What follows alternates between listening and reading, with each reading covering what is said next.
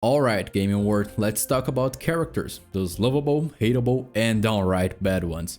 We've seen it all since the dawn of the video games, but you know what really grinds my gears? Hypocrites. Yep, those two-faced characters we can help but despise. And I've thought more about this because a few days ago I played Borderlands 2 co-op with some friends, and for me it's the only possible way to play this game, but I'm looking forward to trying the VR version soon. During the game I found myself pondering Handsome Jack's character, at the way he presents himself as a hero and protector of Pandora. Yet, he established himself as the planet ruler and claims to eliminate all the bandit population to bring order to the chaotic planet. However, his methods are far from heroic.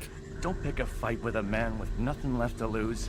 See, I'm gonna show you just how much you have to lose, and I got the most powerful. He rules in an iron fist using brutal and oppressive tactics such as violence, manipulation, and even genocide. Additionally, he maintains extreme control over the planet by imposing harsh laws and suppressing any opposition. Which reminds me another character in this list, who I will discuss later. And his actions contradict his self-proclaimed role as a hero, and this is really ironic because he claims to be the good guy but acts more like a power-hungry dictator. And this made me think about what more characters in games who are jerks and hypocritical. And as a reminder, this is only my personal opinion, so please share your thoughts in the comments down below. What is up, cousins? Here's your boy Albert, and let's kick off this video by talking about one of my all-time favorite video game series, Resident Evil. And I'm curious, what is your top pick from the entire franchise? Please share your thoughts in the comments down below. Now let's talk about one of the most notorious baddies from the series, Albert Wesker. This guy is a real piece of work. He's always double-crossing his teammates and manipulating everyone around him for his gain. We can see this right in the first game franchise, where he betrays everyone in the Spencer Mansion. Besides that, he already betrayed Stars, Umbrella, Ada Wong, Excella, you name it. Damn!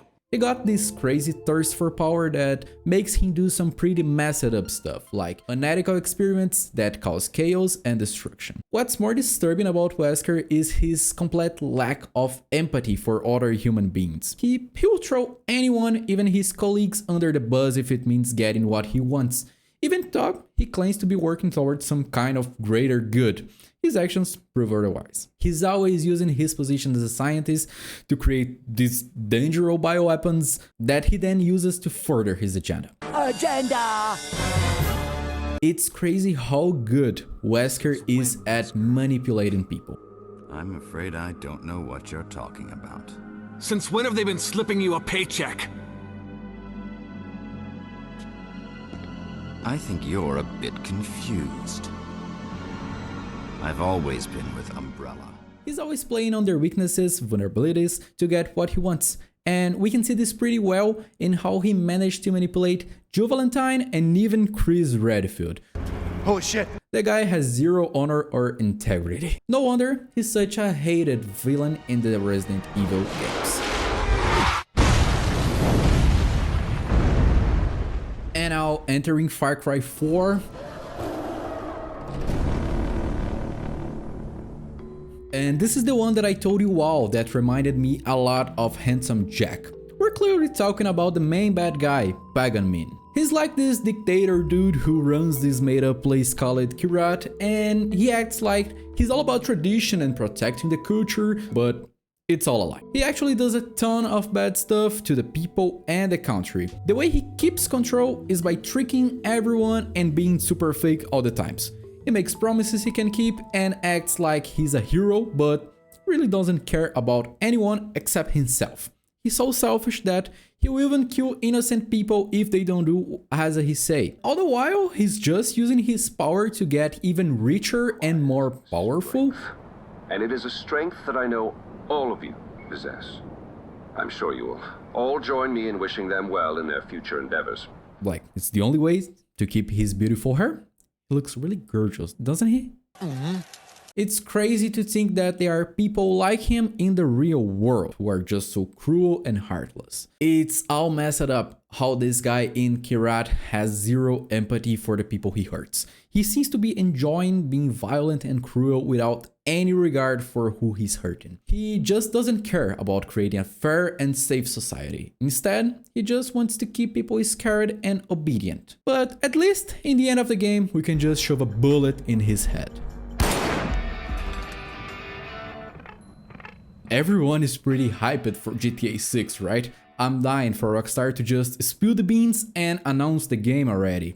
And let me tell you, my favorite GTA game ever, it's none other than the epic GTA 4. And now let's talk about the big baddie of GTA 4, Dmitry Rascalov. Here's the deal. Dmitry takes the cake as the ultimate GTA antagonist. Why? Well, he's a total wildcard, and I'll dive deeper into that just in a bit. Dmitry is one crafty and heartless criminal. He rolls with the Russian mafia tied up with Mikhail Falstin.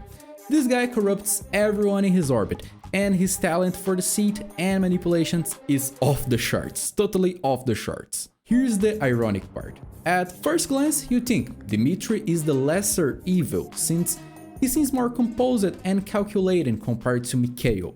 But hold up, looks can be deceiving. And to be honest, what more can be deceiving is if you don't leave a like in this video. Really, this is truly deceiving. So do me a solid and hit the like button down below. It helps me out big time in creating more awesome content for you all. And hey, don't forget to drop a comment letting me know which characters I've missed on this list. Now, let's keep the conversation going. After Mikhail pulls some shady moves and gets the Russian mafia in deep trouble, Dmitry swaps in, acting all buddy-buddy with Nico. He even tells Nico to off Mikhail. Nico, being the loyal guy he is, does the dirty work, but here's where it gets messy. Well, I killed the boy, so they want me too. No. I told them you were a hired gun. And they said, as long as you were the one to kill him, you'd be spared. So that's the way it is. Yes, that's When the way Nico it goes is. to collect his payment at the depot, guess what? Dmitry drops the bomb that he's now causing with Ray Bulgarin, and then bam, he sets a trap, bringing a gang of thugs to wipe Nico out. Talk about unpredictability, and that's not all, mind you. Thankfully, Nico barely escapes with his life, thanks to his buddy Little Jacob. But Dmitry and Ray aren't done yet, they're hot on Nico's tail. They even torch Roman's crib and cap the pot on the same damn day. To make matters worse, the Psycho kidnaps Roman. Yeah, Dmitry's got some serious beef with Nico, it's totally personal. This guy, morally bankrupt. He's got zero moral compass and couldn't care less about human life. Violence and murder are his go-to tools for achieving his twisted goals. Empathy? Nah, not in Dmitry's vocabulary at all. What drives him, you ask? Greed and insatiable hunger for power. And this is crystal clear in the deal ending when Dmitry betrays his own pal, Jimmy Pegorino, the secondary antagonist of GTA 4. This guy is straight up bonkers, if you ask me. Dmitry Rascalov is the creme de la creme of GTA antagonists. He's a wild card and a manipulative mastermind with no moral boundaries. Trust me, this guy is unforgettable, and this is why he's my favorite antagonist of all GTAs. Betrayed everyone who ever came in contact with you. You killed my cousin. I guess the survival of the fittest thing really meant a lot to you. Buckle up because we're diving into another awesome game by Rockstar. Yep, you guessed it. It's Red Dead Redemption 2.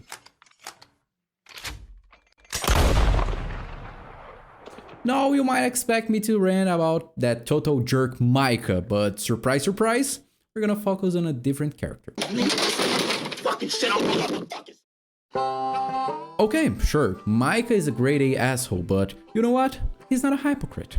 Throughout the game, he's consistently shown as a corrupting influence on Dutch van der Linde, the gang's leader who we're gonna dissect now. Total cringe. Dutch presents himself as the charismatic leader, a visionary with principles who preaches loyalty and unity among the gang.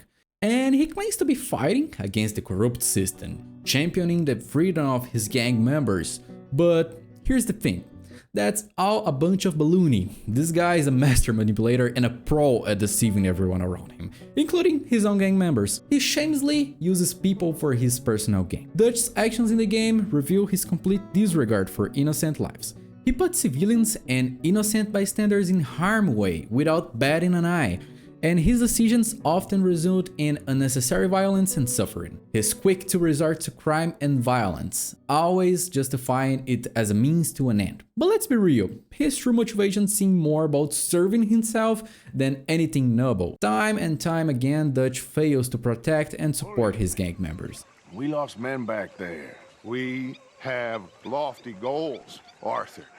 We're trying to reform society to a kinder, truer, better way. Now, of course, there's gonna be casualties. As the game progresses, they face countless hardships and dangers, but Dutch's choices only make things worse. He becomes obsessed with money and power, making reckless decisions that put his gang's lives at risk, and prioritizing his own gain over the well-being. And let's not forget how he conveniently abandons his own people when they're in trouble or no longer useful to him. Just look at how he treats characters like Arthur Morgan and John Marston. The minute they're no longer of use, he tosses them aside like yesterday's garbage. Some folks speculate that Dutch's right-hand man, Hosea, used it to keep him in check, but once Hosea was out of the picture, Micah swooped in to finish corrupting Dutch's mind. Others say Dutch went bonkers after getting a whack on the head from a trolley incident, but personally, I've seen through Dutch from the very beginning. The guy was a jerk and a hypocrite right from the start. That's all. Our time has passed, John.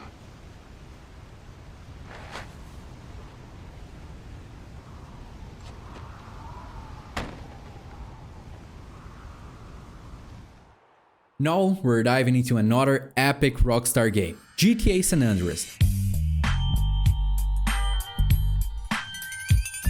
And nope, we're not gonna chat about Big Smoke or Ryder. What? We're focusing on Sweet.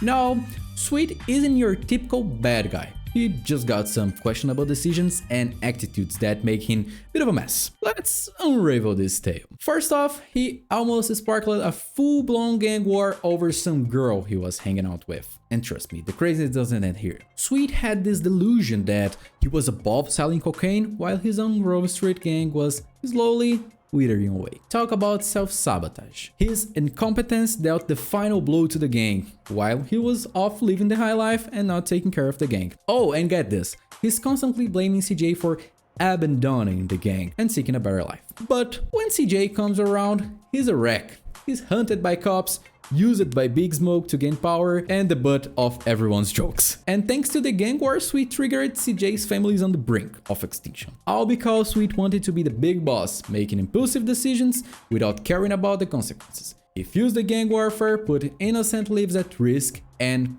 completely ignoring the community fallout. What a guy! Even when CJ rises to power, controlling 2 cities, ranking in cash, all that while battling government agents, Russians, the freaking army, he's still trying to save his pathetic brother. And what does Sweet do? He has the audacity to tell CJ that he's always been running from Grove Street and shirking his family responsibilities. What's mine is yours, and you know that. You never did get it, did you, Carl? I need to go check on things in the hood. Man, that's the problem. You always a perpetrator, running from what's real. Hey, man, shit's fucked up there. You don't want to be in the hood. No, that's exactly where I want to be. What you done for our hood? Man, what the hood done for me?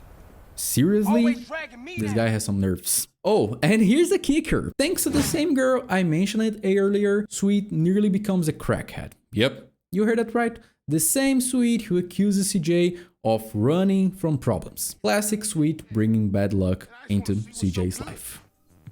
What's wrong with you, man? Man, this shit already destroyed the whole hood. I might as well let it destroy me too. Man, you don't need that shit, Sweet. What do you know about this? This is what it boils down to now. And hey, quick reminder, once more, that this is just my take. Drop your thoughts in the comments down below and let me know what other video topics you'd like to see on the channel. I promise to read them all and deliver the best gaming content you crave. Thanks a bunch for watching, stay awesome, and catch you in the next one. Peace out, and God bless you all.